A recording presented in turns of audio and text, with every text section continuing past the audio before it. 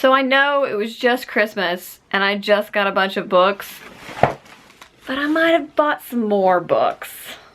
So Book Outlet was having a Boxing Day sale, which by the way was not on Boxing Day.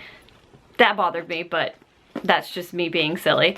Anyway, so I picked up some books because there were a few books that are part of my BookTuber Recommends project that I didn't have a way to get my hands on, but they were on Book Outlet for cheap, so I bought them, and I will share with you what I got from Book Outlet.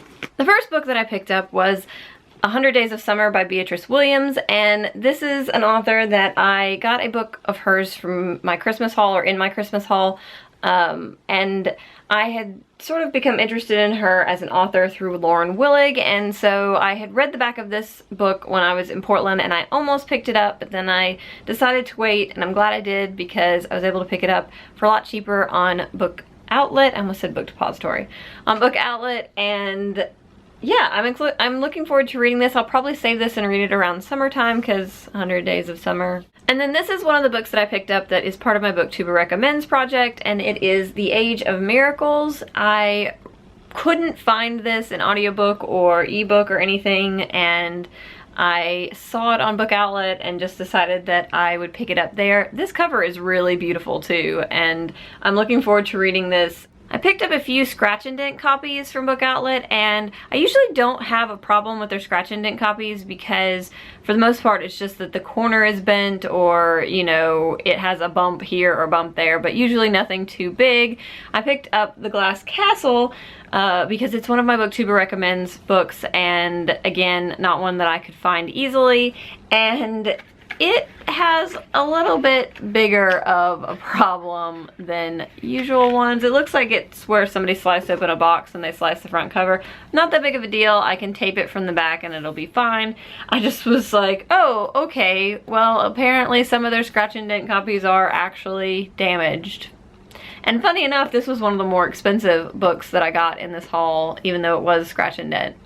But I'm really excited to have this. I think this copy is really beautiful, and once it's taped you really won't notice that at all, so not really that big of a deal. And another one that I got, both scratch and dent and because it is on my BookTuber Recommends project, is Burial Rites by Hannah Kent. They had the hardcover, the really pretty hardcover one of this, but I do tend to prefer paperbacks, and so I ended up going with this one. It was cheaper and it was paperback.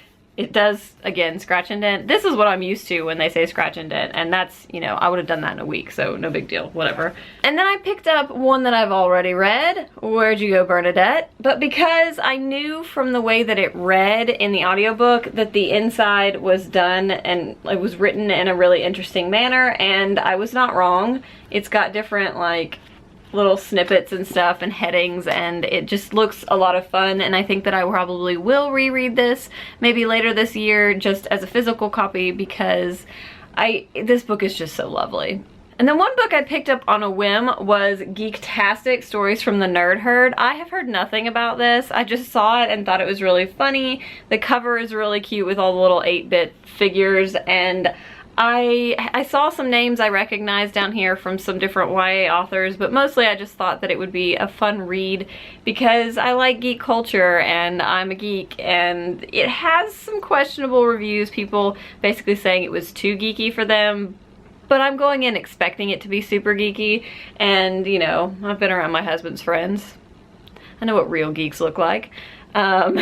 So I'm really interested to read this, and I like short story collections, so this will be a good one to sort of dive into maybe during a readathon. And the last one is one that I've seen recommended quite a few times on BookTube, and so when I saw it I just had to pick it up, and that is Wolf in the White Van. And this cover looks crazy on camera because terrible, just not the kind of pattern that you want to be using on television or on video, but there you go, you can actually read the words now.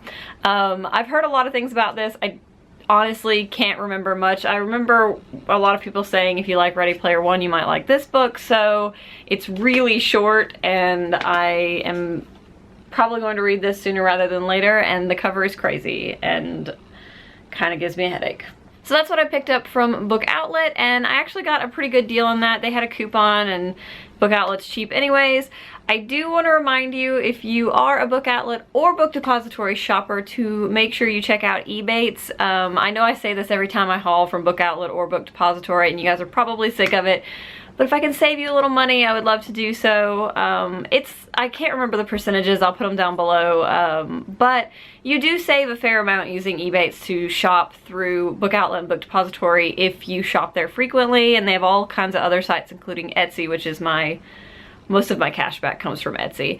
But there's more information in the down bar if you want to hear more about it. I don't want to bore you or sound like an ad, but I love Ebates, and I can't recommend it enough. So yes, I hope you guys enjoyed seeing what I picked up from Book Outlet.